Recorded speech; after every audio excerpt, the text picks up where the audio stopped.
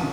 ఈ రోజు వరకు కూడా వివాహము మేము పలానా తేదీ అనుకుని మొదటి దినం నుండి, ఈ వివాహం కోసం ఆలోచిస్తున్న మొదటి దినం నుండి ఇప్పటిదాకా కూడా మేము మా వియ్యంకుల వారు సార్ అనే పిలుచుకున్నాం.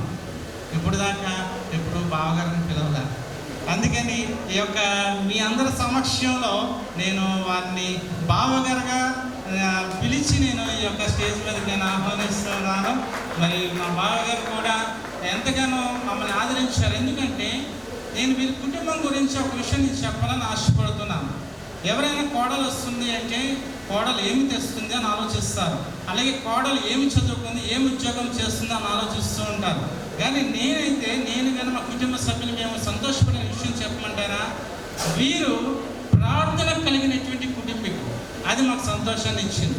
ప్రార్థన కలిగినటువంటి కుటుంబాలతో మేము బియ్యం అందడం అనేది మాకు చాలా సంతోషం. ఎందుకంటే ఎటువంటి సమస్యలైనా, ఎటువంటి దుఃఖకరమైనటువంటి పరిస్థితులైనా జయించుకుంటూ ముందుకు వెళ్ళగలిగిన ప్రార్థనే కనుక అటువంటి ప్రార్థన సహవాసం ఆ ఇరువురు కుటుంబాల మధ్యన ఉండుటకు దేవుని చిత్తమైనందున దేవునికి ముందుగా నేను స్తోత్రాలు చెల్లిస్తున్నాను. అలాగే ఇటువంటి మంచి కుటుంబంతో బియ్యం అందడం మేము ఎంతో సంతోషిస్తున్నామని మీకు సభాముఖంగా మీకు తెలియజేస్తున్నాం.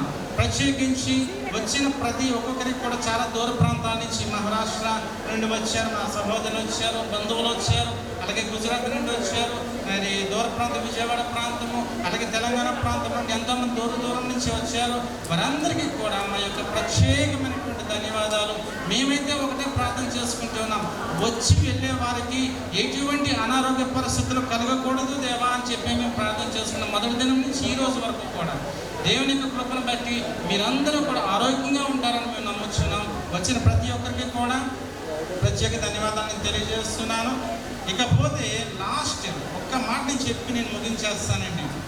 ఈ కార్యక్రమాలన్నీ చక్కగా చేసుకున్నాం, దేవుని సన్నిధిలో ప్రార్థించాం, ప్రార్థనకి దేవుడు ప్రతిఫలం ఇచ్చాడు, విజయం అనుగ్రహించాడు. చక్కగా మంచి వాతావరణంలో మనం ఈ యొక్క వివాహం జరిపించాం.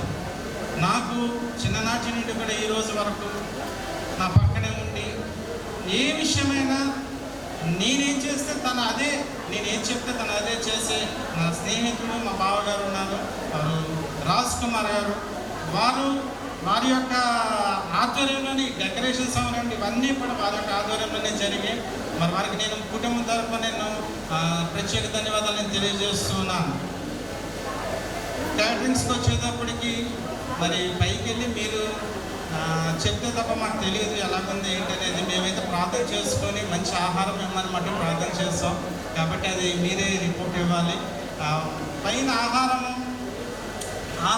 భుజించడానికి మేము ఆలోచన చేసింది ఏంటి అంటే, ఈ కోవిడ్ టైం కనుక ఒకరి వెనకాల ఒకరు నిల్చోడానికి, అంటే కోవిడ్ టైంలో మనము పెట్టడానికి కొంత ఇబ్బంది ఫీల్ అయ్యే వాళ్ళు ఉంటారు. ఒకరి వెనకాల ఒకరు నిల్చొని లైన్గా నిల్చొని ఉండడం కోసం. సో వారు ఇబ్బంది పడకుండా పక్కన సిట్టింగ్ పొజిషన్ కూడా చేసేసి టేబుల్స్ వేసి పెట్టాము, బంతి భోజనాలాగా. వారు కావాలనుకున్న వారు అక్కడ, అర్జెంట్ అనుకున్న వాళ్ళు బకెట్లో తీసుకొని దయచేసి మేము ప్రేమతో ఇచ్చినటువంటి విందును స్వీకరించి వెళ్ళవలసిన ప్రతి ఒక్కొక్కరికి కూడా నేను తెలియజేస్తున్నాను. ఇకపోతే మేమిద్దరం ఒకరు తెల్లగా ఒకరు నల్లగా ఉండొచ్చాము కదా, ఒకటే కాదంట. అయితే మా ఇద్దరిని కూడా బాగా కలర్ఫుల్గా చూపించేది మా లక్కీ అండి, మా లక్కీ ఫోటోగ్రాఫరు. సో వారు కూడా మా కుటుంబ సభ్యులాగే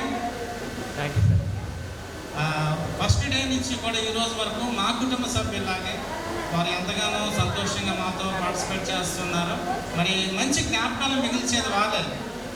వీటన్నిటికన్నా జ్ఞాపకం మిగిల్చేది దేవాది దేవుని యొక్క ఆశీర్వాదం కనుక ఆ ఆశీర్వాదంతో మనం ముందు కొనసాగాలని నేను తెలియజేస్తూ, ఇంకా నేను ఎవరిని మర్చిపోయినా అనుకోవట్లేదు. ఒకరు మర్చిపోతే నన్ను మన్నించండి.